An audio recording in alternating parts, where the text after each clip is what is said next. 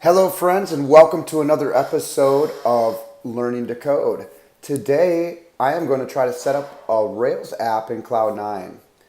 So, as you can see on the screen right now, Cloud9 is a web if I could talk, Cloud9 is your web development environment in the cloud. Now, this allows you to program using the same environment on any computer, anywhere you have an internet connection. The first thing you want to do is set up an account. You may need to add a credit card info to verify that you are a real person, but it is free. I think that's just to verify. And you get free open or like public workspaces. I'm not sure if you get an unlimited amount, but you get free public workspaces, and you can even have one private workspace, which is pretty cool. Once you're in here, just go ahead and either sign in if you already have an account, or go ahead and sign up here. I'm going to just close this out here, and I've actually opened mine already just to save you the trouble of watching my screen load. Once I'm into this section here, you should have the same area. We're in a dashboard here. I'm going to go ahead and create a new workspace.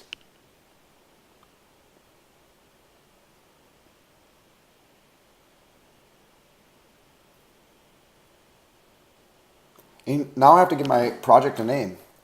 We'll just call this the C9 Rails app because I have nothing else better to do. And we're going to make a short description of the workspace here. We'll just say a quick tutorial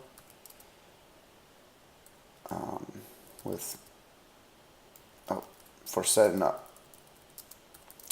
a Rails app in Cloud 9.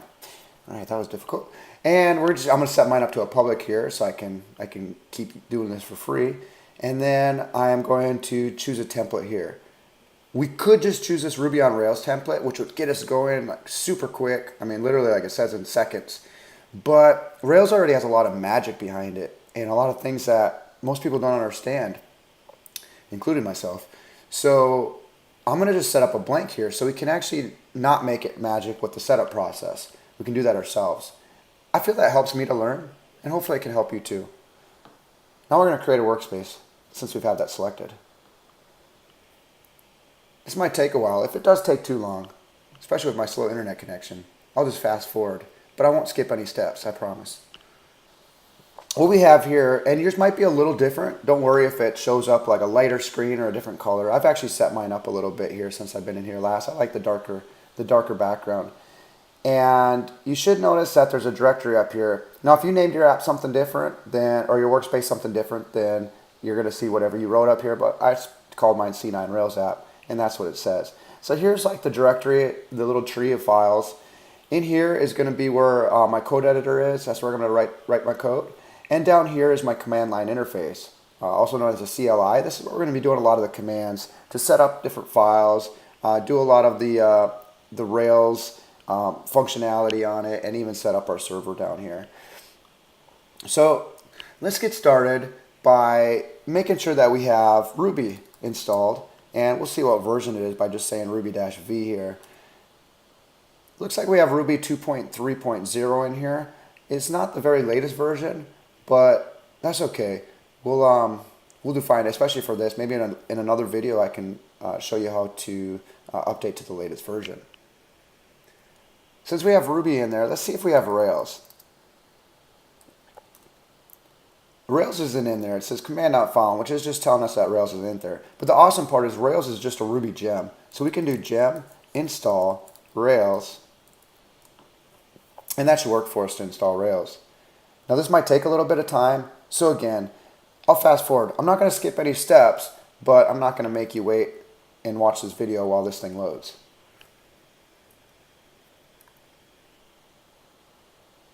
Okay, that looks like that installed just fine. In fact, you can see down here that it successfully installed Rails 5.1.2, and we have 36 gems installed.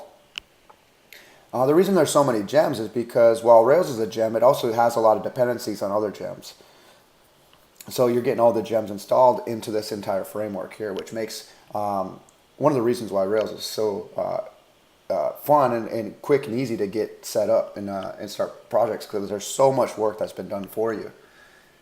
So another thing we're going to do is we're going to use MySQL on on this app here. So let's go ahead and make sure that we have, to install the gem install, let's go MySQL 2. So that's gem install MySQL 2. And again, this might also take a little bit of time. So if it does, I'll just go ahead and fast forward. Well, that didn't take much time at all. No need to fast forward that. So let's go ahead and set up a new Rails app and call it Rails 9, C9 Rails app. I'm just going to keep it the same there. And then let's give this a default, make sure it's a default to MySQL. So this is going to take a little bit. What Rails is going to do now, it's going to load up, it's going to set up this app, and we're going to have almost a fully functioning app with just that one little command. I'll get back to you when it's done. Okay, looks good here. Looks like we got everything set up. Let's go ahead and do a list here. We got the C9 Rails app, so let's go ahead and change the directory, and we'll go cd C9 Rails app here. And now that we're in the Rails app, let's go ahead and get into that configuration file. We're going to do C9 open config / database.yaml. Now you'll notice too, on the last command and on this one here, I typed out a little bit, and what I did is I just hit tab. And as long as whatever characters that you've written out already are unique, then you hit tab, it'll auto-complete for you. It's just a nice, easy way to do things. Makes things a little quicker.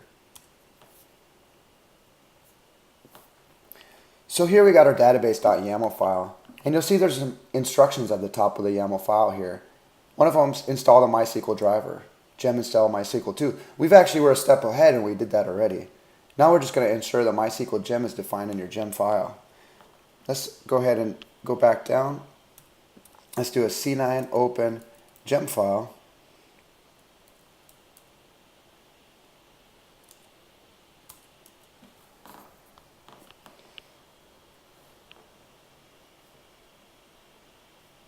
And that is not our gem file. So let me go up it here. I might be doing something wrong here. Well, we want this gem file here. And what we're doing is checking to see if the MySQL 2 gem is there. So it looks like we're good to go. So let's go ahead and close this out here. And now what we need to do is do some configuration in here. This is the way I figured out how to do this. There might be a better way. If there is and you know it, go ahead and comment in the comments below and let us know. But I'm just going to set up my development database to C9. I'm going to go ahead and give my development a username. And what I'm going to do here is do some embedded Ruby, which is just going to use an environment variable.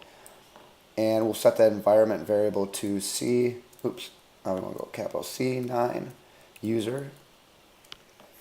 And then we'll close out that. And then we'll do the, we need to also have the host. So the host is going to be also using embedded Ruby here. We're going to do that as an environment variable. And that's going to be set to IP. And then of course we'll close that out.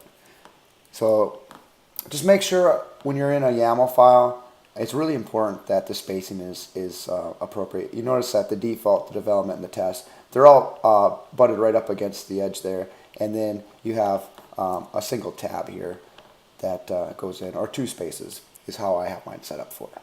So as long as it's like that, everything should work. And we can go down to our command line here. And now let's go ahead and set up a scaffolding just to give this a test, just to give it a go. So we're going to do a Rails G scaffold. We'll just make a user model here. And then we're going to give that user some attributes. Let's say a name and an email. Now, the name and the email are, when you just put that with no data type, it's going to default to string. If you wanted to have a different type of data type, for example, let's say we wanted to see if this admin, or this user was an admin, we could create a Boolean data type here, and that would just give us a true or false if they're admin or not. But we're not going to do that. We're just going to keep it simple. I'm really just making sure that the environment works together and that we can put stuff in the database and we can get it back out. You'll also notice that I put Rails G. That means generate. You could spell out generate as well if you'd like. That's okay. I just like to use G because it's a little shorter and easier. And then the user, just make sure the user here, this is your actual model or class name, and that's got to be a capital. So once that's done, we should be able to hit enter there, and that's going to set it up. It's giving us some Ruby dependency warnings. That's just saying that our Ruby is outdated, and we'll address that later, probably in a different video. So it looks like it's set up the scaffolding here. That's the magic of Rails. And we want to get this thing going. So let's go ahead and open up a new tab. Oops, I see I'm using my own environment here where I can just do Command T and it opens up. Here, well, I guess it does tell you how to open up a new terminal there. But we'll go ahead, since I did it this way, we're going to have to go ahead and CD into that C9 Rails app. And once we have it in here, we're going to set up our server. To get our server going, we're just going to hit Rails S, and then we're going to do -B, and we're going to give this a variable of IP. And then we're going to do the port as port. This is something you have to do in Cloud 9 to get it to work. If you were just on your local environment, let's say on a Mac, which is what I'm used to using, I would just put Rails S and it would set up my server. So once we have this, we're going to hit enter here, and we'll get our server hopefully loading up. That's great. Okay, now let's go check this out. What we're going to do here is go up to share, and I'm going to just copy this application here and the links to share, and then we'll post that here. If anybody has a better way of doing this or an easier, faster way, please let us know. Go ahead and comment. Otherwise, I'm just going to open up a new tab here. I'm going to paste that in here. Yours will be a little different than mine. And we're going to hit enter and see if we get our Rails app working. It's just, I guess this is giving us some kind of notification. This must be a Cloud 9 thing here, so it's giving us an application preview just to kind of tell us what it's for. We're going to have to open the app. And we are getting a MySQL 2 error. Can't connect to MySQL server. So one thing we could probably do, sometimes I've had to do this before, is we'll go ahead and do, I believe it's MySQL CTL start. And that should install the MySQL into this here. And it looks like it did. So MySQL database added. Gives us the credentials here for the root user and the database name. Well, maybe that's why that database name works at C9 before. There's probably a way to set that up to customize that. I just haven't looked too much into it. I haven't needed to. So let's go ahead and go back to our server. I'm going to go ahead just for safety. We're going to hit Control-C, and then I'm going to do a little up arrow here just to get that last command I use. And let's set up our Rails server one more time. Let's see if it works this time. Crossing my fingers.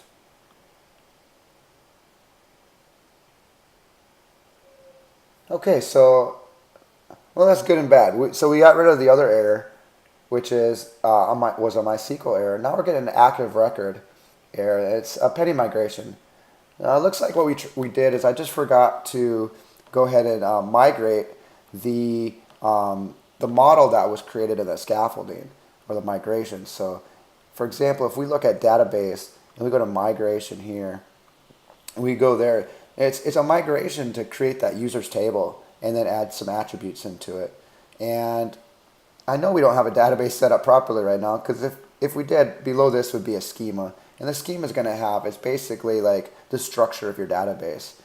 So that's pretty simple. All we have to do is go down here. We can go Rails, DB, migrate, and that should fix it for us. Fingers crossed. All right. Looks like everything worked out. Of course, we're still getting those Ruby dependency warnings, which is kind of annoying. So that's another reason to go ahead and upgrade our Ruby. And it looks like it created the tables. All right, let's give this one more shot. I'm going to Control-C. The nice thing is it's not too hard. I can just Control-C to close out the server and hit that up arrow, get that nice, auto-generated there since I've already done it. And let's go ahead and get back in here and see if it's working. All right, there we go. So, yay, you're on Rails. You can tell down below that we're using Rails version 5.1.2. and Ruby version 2.3. And if we go, since we set up that scaffolding, we should have a route to users new. And if all goes correct, we should actually be able to add a user. Cool. So I'm going to just put my name here, and then I'll make up some crazy email. It doesn't even really have to be a proper email because we don't have any validation yet. So I'm going to create that user. Looks good. So we're be able to add stuff to the database. It looks like we're able to pull that information back out and view it. And we did all that on Cloud 9 in not too much time at all, minus the load times. So thank you for learning to code with me. Until next time, we'll see you.